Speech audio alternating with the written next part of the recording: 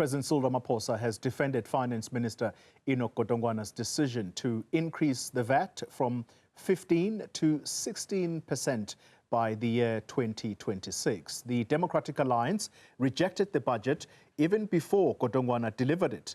The EFF and uMkhonto Sizwe Party also opposing it. Let's speak now to Ziyanda Ngcobo. She's live in Cape Town, and she was among the people listening keenly to this budget. Ziyanda, so many rejections from the parties represented in Parliament. Is there hope that this budget will see the light of day when it comes to parliamentary processes, therefore?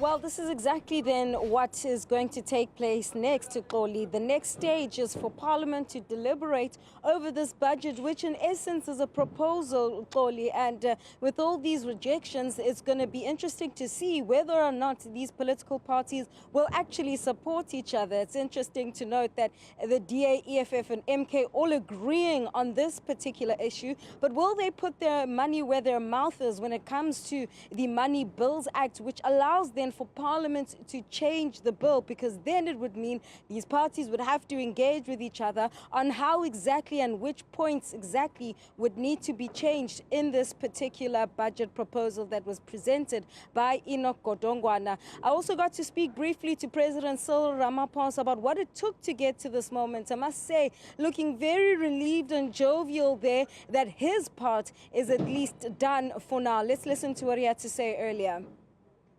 Well, it took a lot of discussions, a lot of talking together with the various parties, and it came to this.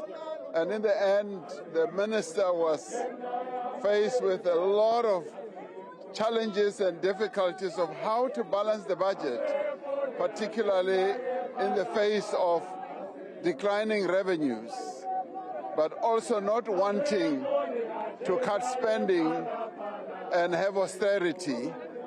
And he was faced with 17,000 teachers in KZN who need work. He was faced with unemployed doctors. He was faced with increasing pension for the older people. So he had to juggle. Every minister of finance always has to juggle and find a balance. And there are difficult choices that are often made. And he has made the difficult choices.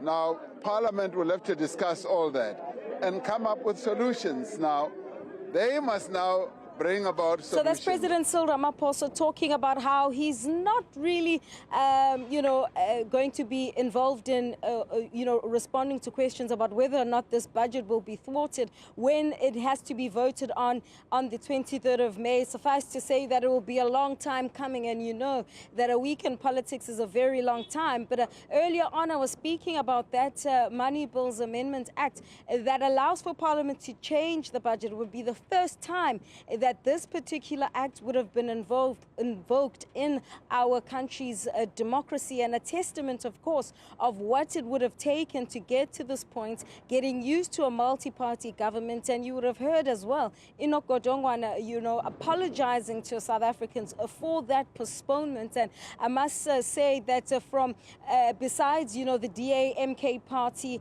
and the EFF, COSATU has welcomed the agreement, the 3-year public wage agreement, and of course that retirement initiative where public servants will be able to take their retirement early. There's also the explanation about cushioning the blow for the poor and low-income households in terms of, firstly, increasing the social grants beyond the inflation rate, for an example, but also that zero-rated VAT basket, increasing the items on this basket, increasing. So certainly in the days to come, starting from this evening, I'm sure, Xoli, and later into the week, there'll be lots of unpacking about this budget speech, the first one for the Government of National Unity.